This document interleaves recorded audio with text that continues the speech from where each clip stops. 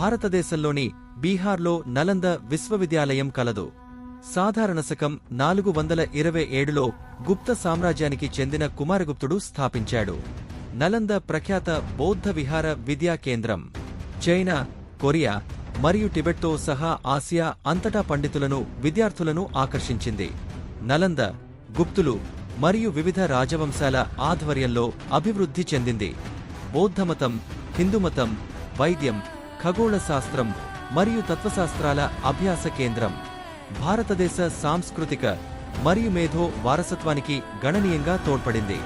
సాధారణ శకం 1204లో బఖ్తియార్ ఖిల్జీ సైన్యం నలందాను నాశనం చేశాయి. దీనితో శతాబ్దాలుగా శిథిలావస్థలో ఉండిపోయింది.